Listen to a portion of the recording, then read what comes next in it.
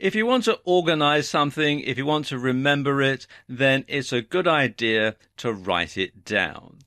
And when I mean write it down, I mean actually physically put it down on paper using a pen or a pencil.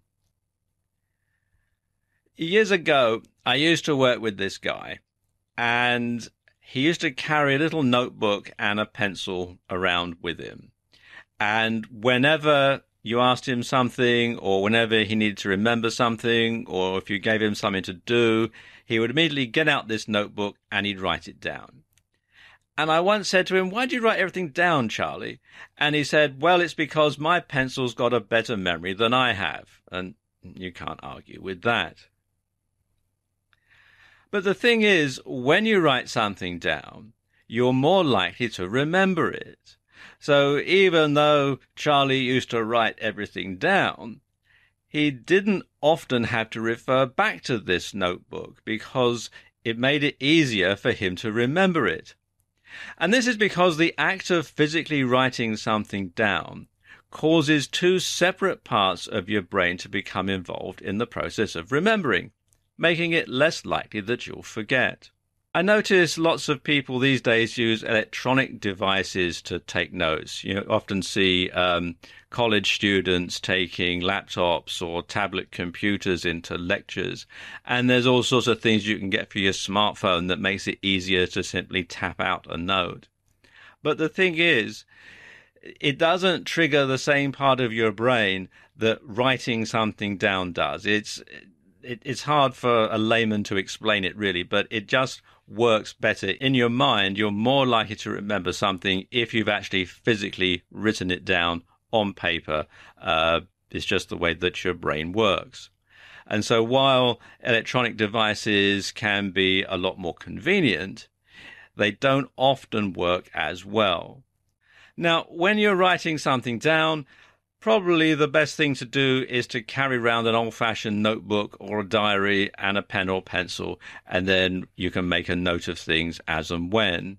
You can buy them online, and you can buy them lots of different places. Obviously, diaries you can generally get around the turn of the year, but notebooks are readily available from all sorts of places all year round. And you can get one that's small enough to fit inside your jacket pocket, or you can carry it in your purse or handbag or that sort of thing, and they don't take up a lot of space.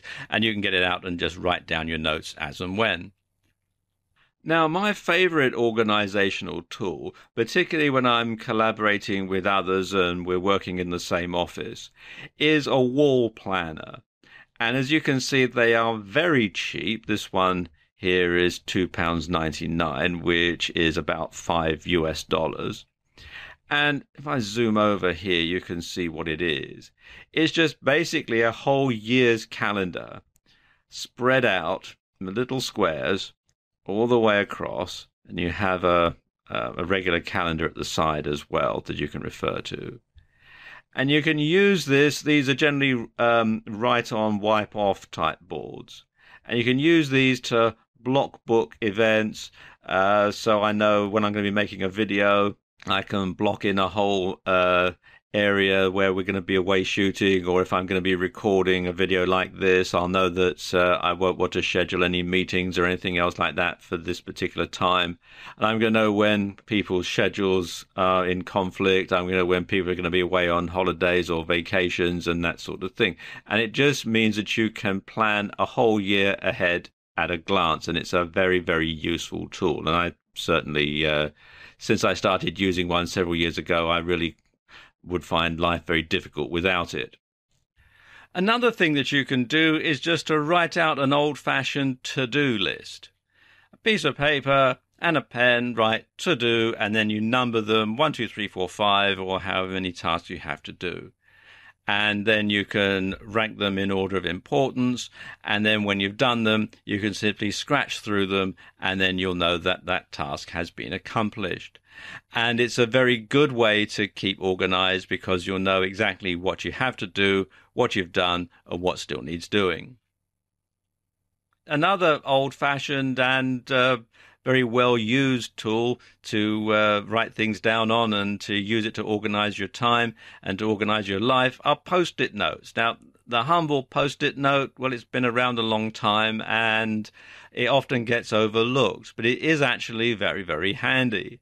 You can keep a pad at your desk or by the phone or wherever you're going to be writing stuff down, and you can just simply write the stuff down, and then you can stick notes wherever you need to put them. So you can remind yourself to make a phone call by putting a post-it note on the phone. You can remind yourself to pay a bill online by sticking a post-it note on your computer monitor, that sort of thing.